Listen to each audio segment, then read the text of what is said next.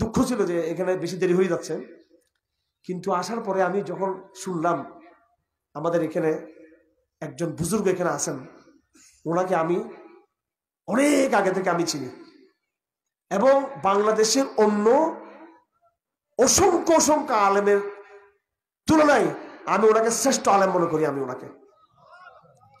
এবং আরেকটা কথা আপনাদেরকে শর্টকাট বলে দিচ্ছি আমি, যেটা আমার সবসময় বলে থাকি, যে সমস্ত তরুণরা আমাকে ভালোবেসে এখানে এসেছেন, আপনারা সবাই সম্ভব হলে আজকে স্টেজের মধ্যে হাতে বায়াত গ্রহণ করবেন।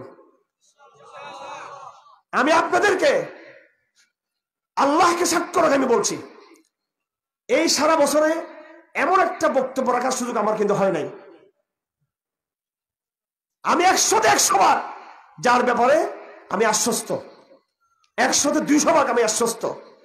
উনি আপনাদের পীর, আপনাদের শেখ, আপনাদের ইমাম, আপনাদের তৌহিদের ইমাম, আকীদার ইমাম, সালাতের ইমাম, দাওয়াতের ইমাম, তালিমের ইমাম, তাজকির ইমাম, এরপরে যারা চূড়ান্ত কথা, উনি আপনাদের জিহাদের ইমাম। উনি দেখতেছেন বয়স্ক, উনি টাঙ্গাইলের হামাস নেতা, হামাস প্রতিষ্ঠাতা শেখ আহমদ ইয়াসিন রহমতুল্লাহ নাম শুনেছেন আপনারা?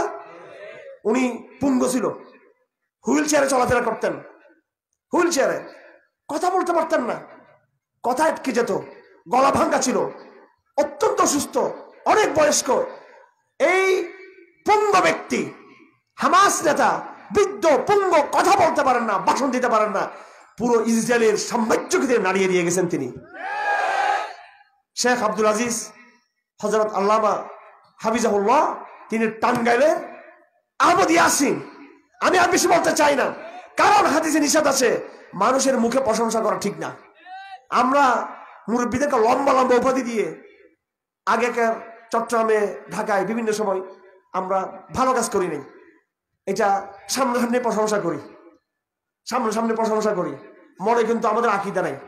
আমি এটা সামনাসামনি প্রশংসা করার জন্য বলি নাই, বাস্তবে হাজার হাজার তরুণ ইমাম খুঁজতেছে, ইমাম পাচ্ছে না, লক্ষ লক্ষ জনগোষ্ঠী লিডারশিপ খুঁজতেছে, নেতা খুঁজতেছে, পাচ্ছে না।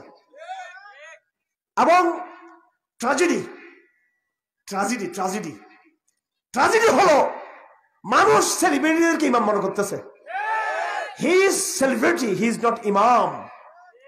ও ইমাম না, উনি সেলিব্রিটি।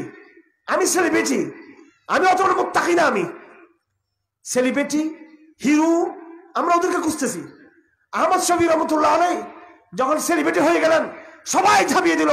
আরে আহমদ শফি রহমতুল্লাহ আলাইহিকে সেলিব্রিটি হওয়ার আগেও কিন্তু আমরা চিন্তাম উনি মুত্তাকি, ওনার মধ্যে ইমামতের যোগ্যতা আছে। আমরা এর আগে ওনার কাছে বাইরবদ্ধ হয়েছি।